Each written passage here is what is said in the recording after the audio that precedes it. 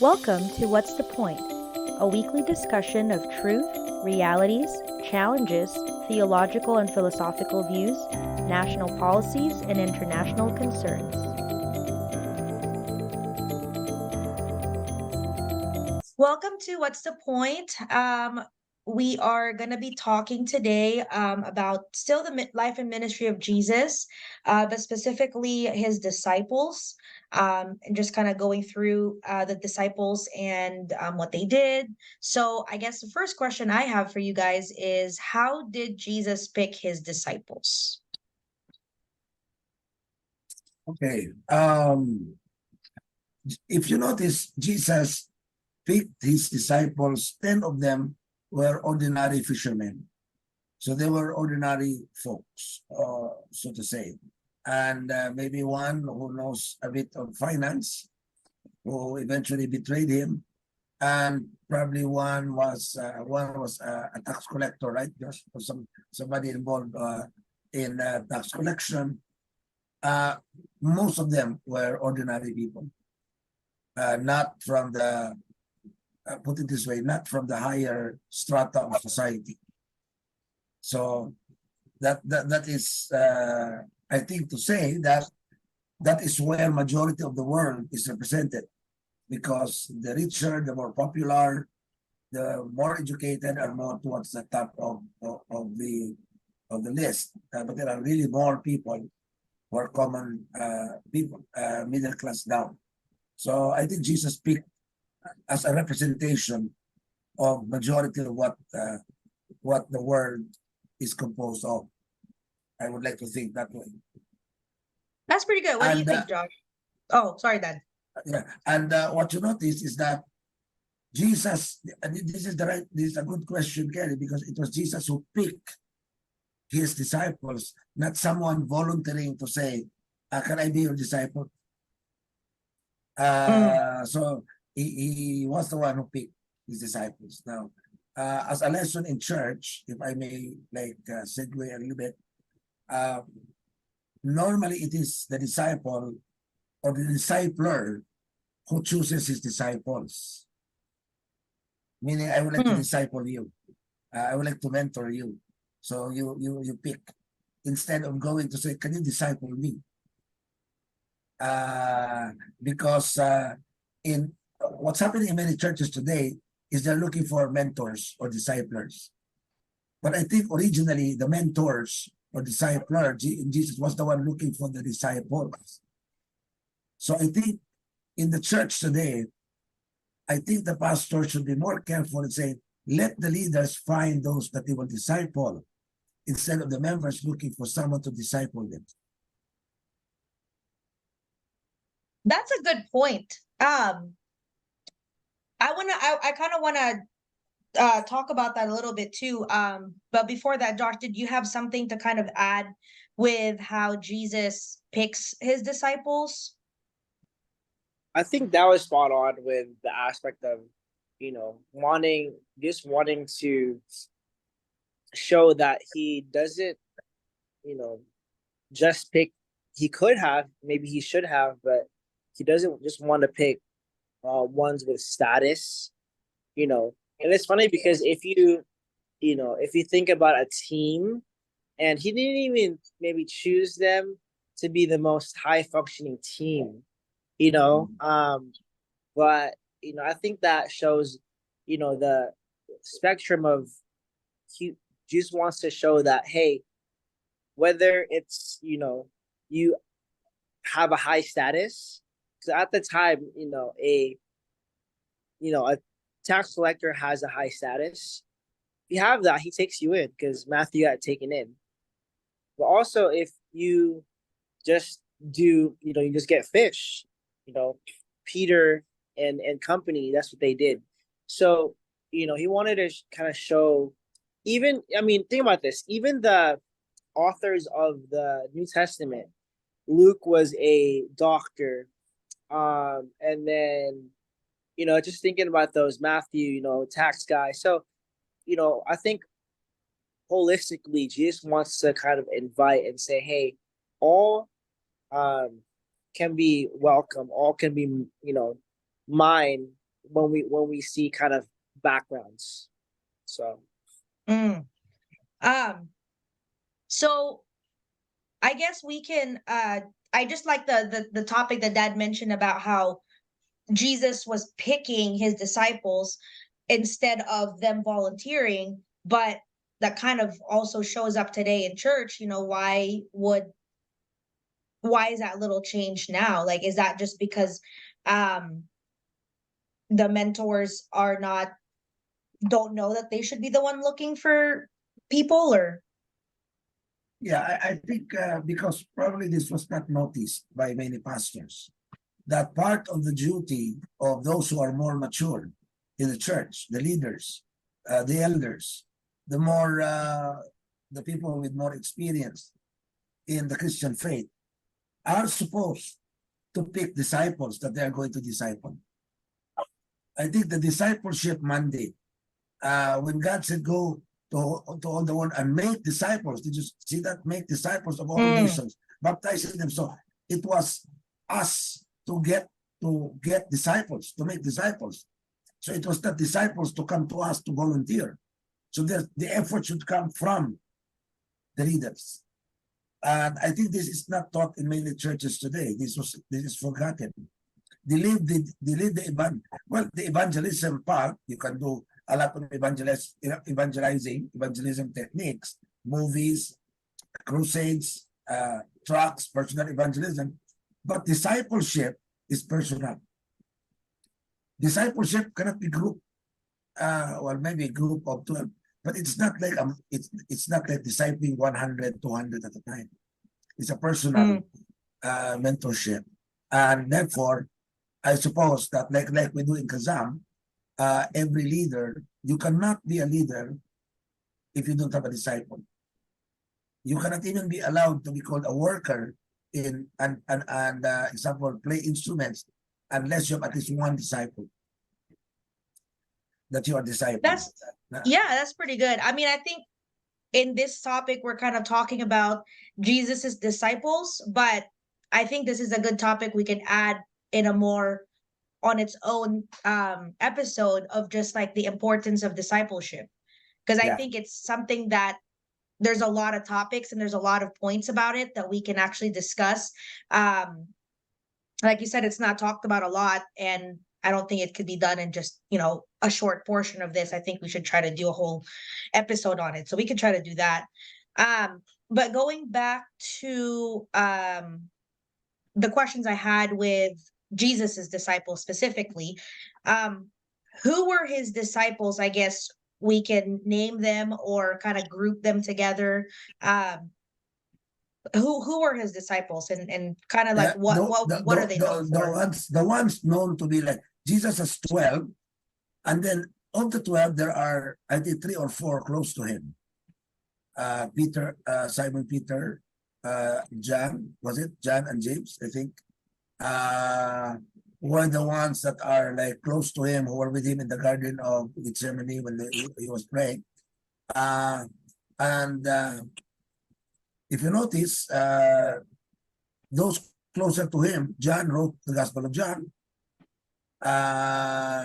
James, Peter obviously wrote the letters after his name, Peter. And James, I'm not sure. James, though, Josh, right? It's not written by the Apostle James, right? I'm gonna check. I don't think so if I remember it. But And then there's Peter, also Matthew. yeah, and Matthew. Also, but Matthew was not more in the inner circle. But that's Matthew. So that's Peter, James, John, Andrew, Matthew. Now, did he have Luke as a disciple? No, Luke. No, he Yeah. wasn't. No, So then no, who wrote the Gospel of Luke? Is it Luke, but he wasn't a No. disciple? he was not. He wasn't a disciple. Luke wasn't a disciple. He was sort of, if I'm not mistaken, it's more like in the medical field. But like an observer of the events that happened from more like a medical scientific standpoint.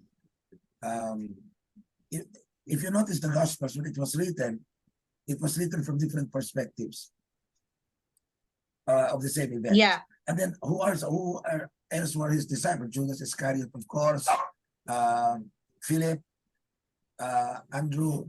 So who are the 12? That's being taught in ICA, in a song.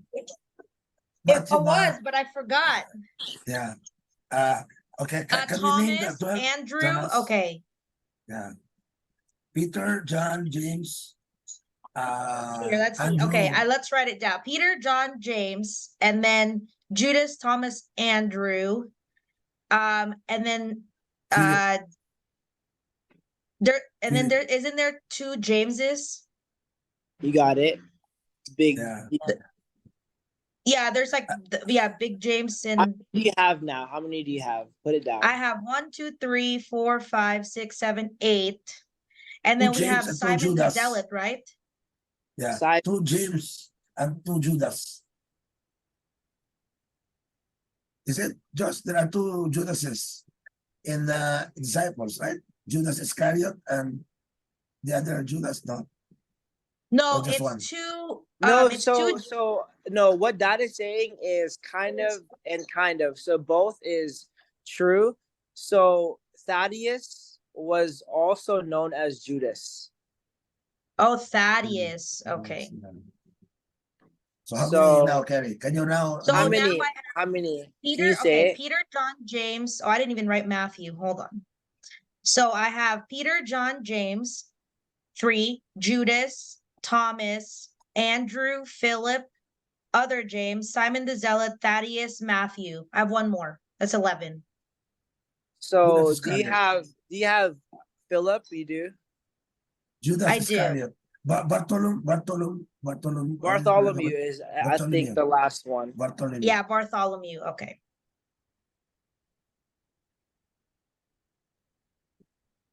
So And then, so- yeah, okay. So that makes 12. 1, 2, 3, 4, 5, 6. Yeah, that's 12. So I want to say too. So Simon the Zealot, it's huge because what zealots do is, in that time, kind of, in essence, they fought. So he is kind of a maybe fighting kind of guy, maybe an assassin type of guy, which is something to think about. So now, holistically, if you see, we got a finance guy, we got a bodyguard guy, we got fish guys. So all that you can think of, tax And then guys. we got a tax collector. So all that you can think of has, and some of them that, came from John. So some of them, you can maybe think of as a missionary because they came from John, then went to Jesus. So oh yeah, from John the Baptist. Who is it? Philip that came from him? it was, and then you got,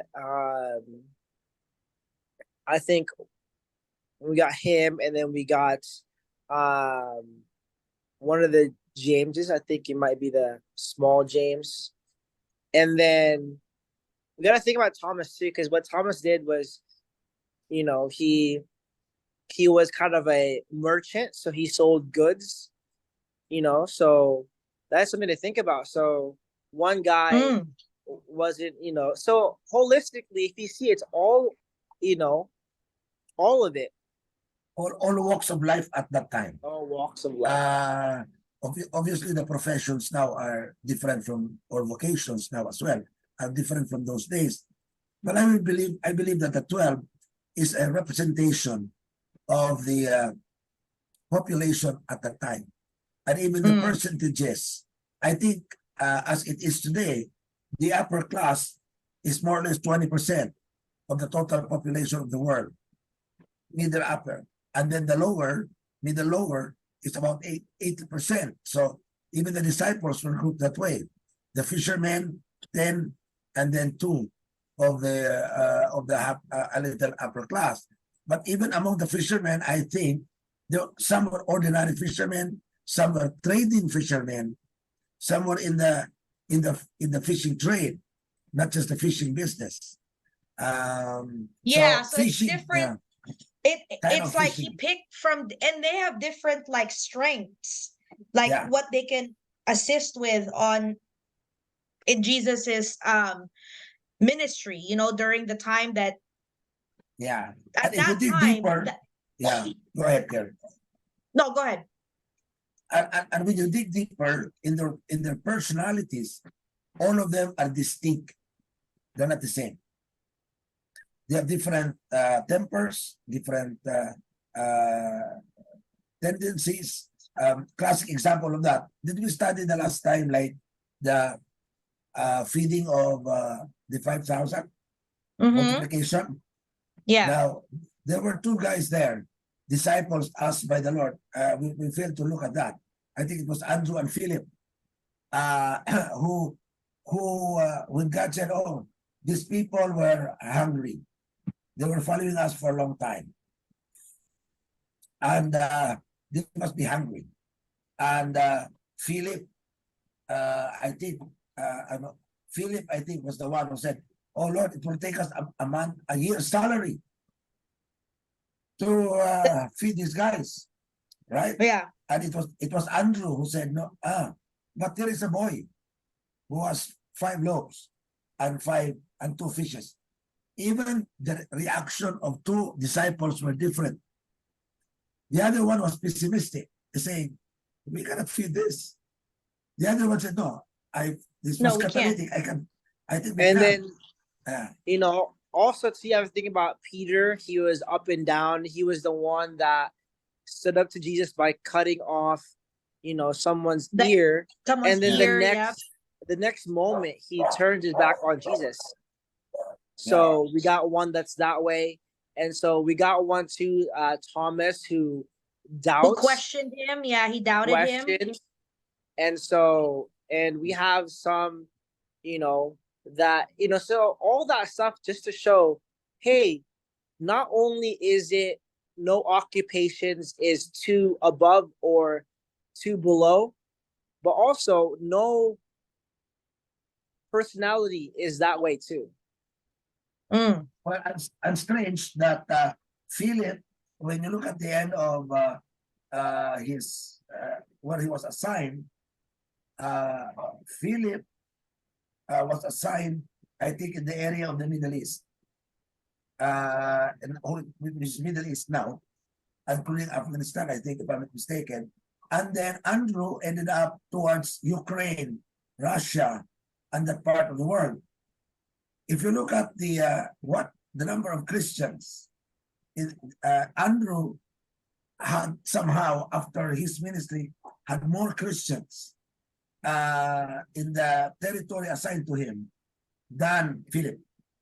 Now, this is, What's by it? the way, this is not the Philip who baptized for Africa. That was the Philip of the 7 deacons. This Philip, the disciple, was somehow moved into somewhere in the Middle East, a place where they are all Muslims today. So today there are more Christians in the area where Andrew was assigned, than where Philip was assigned. What's insane too? Yeah. What's insane too is this: when it comes to, the call of God, to the world. If you notice this, the call that Peter had was to the audience that was not fitting to him, because the call that Peter had was to the Jews who had all the education, all those things. That's not good because he didn't have any education. Mm-hmm. Yeah. But God wanted to use Peter to confound the wise, to show, how are you doing this? What spots you getting this info from? And he said, God, and then the opposite is the case with Saul/Paul.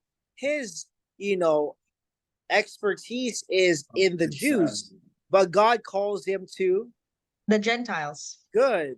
So just to show kind of, the duality in that. So That's actually pretty big, because also God puts us in uncomfortable positions. Like, I'm sure they would have preferred that they get to talk to the people that align with their belief already. So it's a little bit So easier to talk to them. one thing that I, think about is, maybe don't ever say never to God, because maybe if you say never, then that's the spot he's gonna put you in. AB Mm. kind of, said that to me too. The times I said never, all of a sudden, God, made it kind of known to me to do that. Maybe she thought I'm never gonna date a Filipino, and that's like, I don't know, but Yeah. that's the case. So It's really strange. It's really strange how God seemingly mismatches. And I'm glad to be a poor boy from Mindanao, given the chance to meet billionaires. I know. And I could just imagine how uncomfortable of the billionaires to have with them some poor boy from Mindanao, right? But with, and me, I'm supposed to be in the business world, but God put me in a ministry for the old man poor. And Which is like when I the was, opposite of the people, like your daytime yeah, job is yeah, completely opposite from your ministry. yeah. and And to when I was me, offered one time to pastor like a church for the richer people, it does not fit my heart. So it's the same thing. I'm a guy that's brown, but my the youth that God gave to me to steward is mostly white. and Mm-hmm. you both are browns and you got white spouses. So Uh, mismatch, yeah, I I I guess. don't know who is fortunate, the white or the browns. Uh, I So think the whites are the fortunate. Yeah, Forgetting the I think browns. so. Yeah, forgetting. no, I think it's gonna be the kids, because Yeah, it's tan. It's gonna be yeah, a nice balance. yeah, So that's why Carrie should have kids too. yeah. If both of you have kids, I will guarantee there will be actors and actresses in the Philippines. I will guarantee I that think so. 100%. Yeah. I So think so. give me one while I still have influence in the media. I think so. Yeah. Even as child actresses, Oh my or or gosh. or or, advertisers like commercial models for milk, Hey, Milo. Dad, what I'm gonna Uh, say is Milk. this: that uh, uh, open invite. We don't yeah, have the funds to do it now, but if you want to yeah, sponsor, hit me up. yeah. Okay. Up to Find a you. biblical verse. Find a biblical verse for that. Oh, to Nah. sponsor, I can maybe find one so we get a sponsor. That way we don't have to pay, because we want to Yeah, have one, yeah, but we don't have yeah. the money. So that's Yeah. how it's not gonna happen.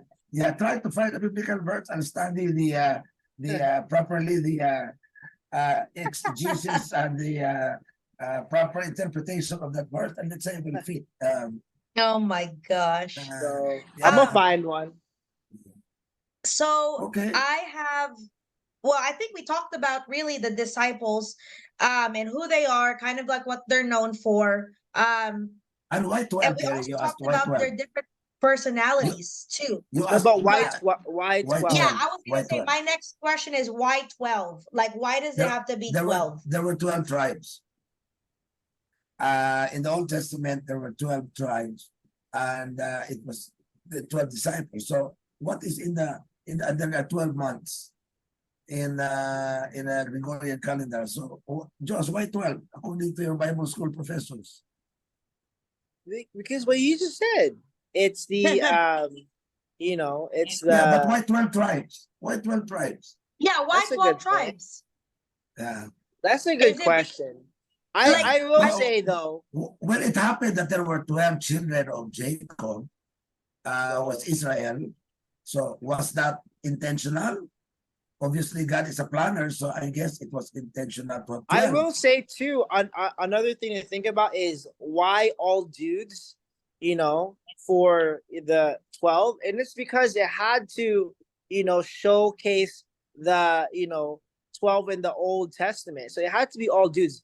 Jesus was not against girls; he just had to make it, consistent. Does that make Yeah. mm, sense? Because then in the Old Testament, the head of the house is the guys, So you can't just, mix it up and say, oh, on this one, it's just going to be, two girls, this and that. He wanted to make it consistent but he wasn't anti-girl, you know what I mean? Yeah, it So was a when you say patriarchal there are 12, society. so Yeah. I have a question. There's 12 actual like disciples, right? But then Jesus has to have other help, I assume, like food wise, like if they're traveling and cooking, like were there women probably that were also assisting, but they're just not, part of the the 12 apostles. Yeah, there were a lot. There were a lot along the way that were helping out. But only the 12 were technically considered his disciples, where he spent special attention and time, like Sermon on the Mount, talking to the 12. Mm, And So, you got Mary, because Mary is one, to think about, because Mary was that, kind of closeness with all of them. And it's key to think about Mary too. Didn't have the best kind of background, if you notice in her life, she was, mm, messed up. She had demons in her that had to get, that Jesus had to cast out. And he had or she had, some issues maybe with, kind of the work that she did, in the, maybe in the she used to be, she used to promiscuous. be a prostitute, right? It has a strong sense that she might have been. So Yeah, I don't um think they actually specifically say she is, but I think like it like alludes to it. but in any case, if she was or not, she had demons in her. Makes sense. So Mm-hmm. that's in the totem thing of God. That's the worst. Yeah, it is the worst. To It's like have to worse than, have It's not just one, but to have many in her. That's, yeah, you know what I'm saying. That shows, hey, I have maybe allowed sin to win in my yeah, life. But even, Jesus is making a point of this woman, I choose to be with me, be close. She had a lot of scars. And it's to show, hey, all women, hey, I'm at this spot to comfort you. I'm at this spot to know I'm the God of all gods, the only God. And if you come to me, I will give you satisfaction and assurance that no man can give. And this is consistent too. If you notice Jesus, this is consistent with the woman in the well. She had, what was it? A she had like husband. 6 husbands. Yeah, So a husband and then five others, and then the seventh guy she meets is the one that gives her, the ultimate satisfaction. So to think about that, all women maybe that is listening, don't find that worth from a spouse. It's not gonna work. It has to be from God alone. mm, that's Because big. Yeah, it's from a spouse, then it's gonna be a bad life for you. it's Because not because a spouse is just we human. disappoint. We disappoint all the time, So that's the Yeah. thing So, that you no, I think that's really big, and that was kind of where my questions were. Um, yes, so what's the point, Dad? Why do we even need to talk about Jesus' disciples in detail? I think a very important thing to ask is why did Jesus just pick 12 disciples and not 120 and not 1,000 plus, uh, especially knowing that he will have to evangelize the whole world? Why few? And why spend 3 years with just 12, focusing on the 12, and not just having 1,000 and 5,000 following him, like when he did miracles, there were 5,000 following him. Why didn't he make all of his disciples immediately? I think the point of having disciples is really the essence of discipleship. That Jesus actually showed that the way to grow is not to start with many, but to start with few that you will spend time to train a disciple. And because Mm, he trained 12, and they did not even all pass because Judas betrayed him, and they all went into different challenges. But still, Jesus spent time with 3, focused on them, gave energy, taught them how to do things, because 1,000 you cannot take care of 1,000 all at one time. So you take care of the 12 very carefully, train them, mentor them. Then when you're gone, like Jesus, when he went to heaven, the 12 were assigned in different places. And then the mission continued, and it reached until today. It's never ending. And I wonder why God would say, go and make disciples. So the essence of discipleship is what made Christianity last until today. And I had that because when I was in prison in Saudi Arabia, I trained 12 disciples. I focused on 12 disciples for like a year. And so when I was in prison, they thought the church was gone. They confiscated everything. All my disciples were spread out. And I was told after 2, 3, 4 years, there were like 24, 30 plus smaller churches within Jeddah. So they destroyed the structure, but they were not able to destroy the disciples. The disciples were scattered and they planted more. They thought they closed our church, we ended up more. So key to expansion in Christianity is the discipleship, and Jesus exemplified that. I think that's my point for the disciples. What do you think, Josh? That's really, really good. Yeah. I think this, inspiration too, that for all out, that's listening to this podcast, if Jesus did it with 12, if he calls us to make, if he calls us to, do the same to all nations, then maybe the call to action today is find your 12. Because that's not that's not too tough. Even if you have a small group, it's not tough to gather 12. Maybe it might take you a year to gather that, but it's not, it's not too overwhelming, I guess. It's not too correct. I think I have to give this as a testimony. Sorry, do you have something, Josh, to add to that? Go ahead. I have a goddaughter, inaanak sa kasal. Her name is May, now Marquez. Inaanak sa Batangas, in Batangas Church. This lady was from Mindanao and then came back to Manila, naging palaboy now. It's in English, palaboy. Like lived in the slum? Not really in the slums, but live a life because she, I think, finished college. I don't know. She was finished high school. She would just live a life that's carefree. So became very worldly. Was living in the streets, literally. And Pastora Joy sort of witnessed to her, discipled her, and she was in a state of immorality and all those kinds of stuff. But then she turned to the Lord. And then she was employed by a foundation. Then she studied and finished college while working in a foundation in Batangas. After finishing college, she even became an officer of that foundation. And she literally took the challenge to have 12 disciples. So she did 12 disciples. She was the first one of the 12 disciples of Pastora Joy. Pastora Joy also last 12. First of the 12 of Pastora Joy, who had 12, I think, in 1 year. And all the 12, we had 12, 144 in 1 year. Oh, wow. Yeah, literally 12. And then each of the 12, he had to get 12 and perfected that. So now we sent her to pastor because he got married.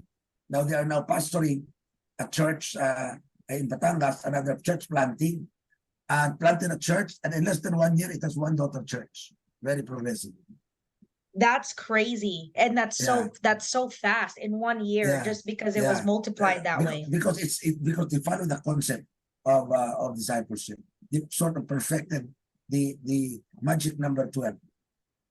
Yeah, I think I definitely like that idea. That's why I think that we should try to do an actual discipleship episode so we can like dive deeper in it, because you could see that clearly it works if you focus on the few instead of having like, oh, I want to have 1,000 people following me but you have no personal relationship with the 1,000, it's better to have Yeah. your 12 that you are actually training. So I think that's really good.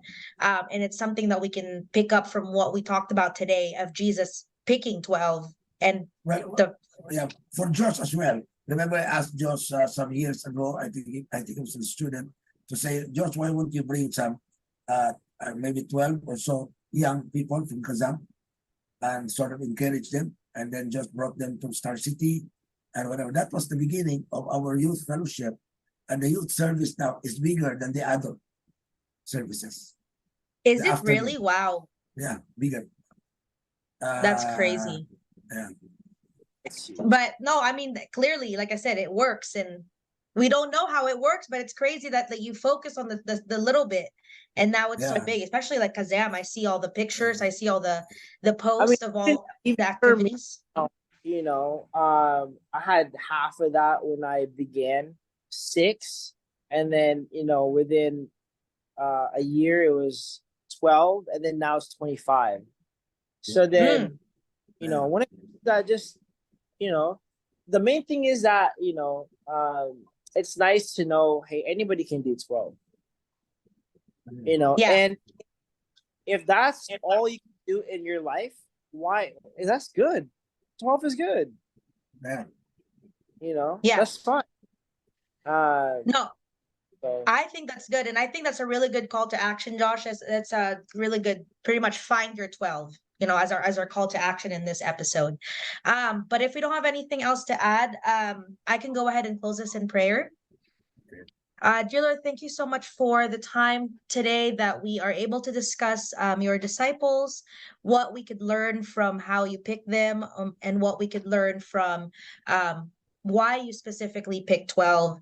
I pray for anyone that's listening to this episode, that they may really understand the importance of discipleship, and that discipleship is really what made Christianity still stand until today. So I pray that someone could be blessed by this episode, and I pray that all of us listening to this will really take into heart that call to action of finding our 12.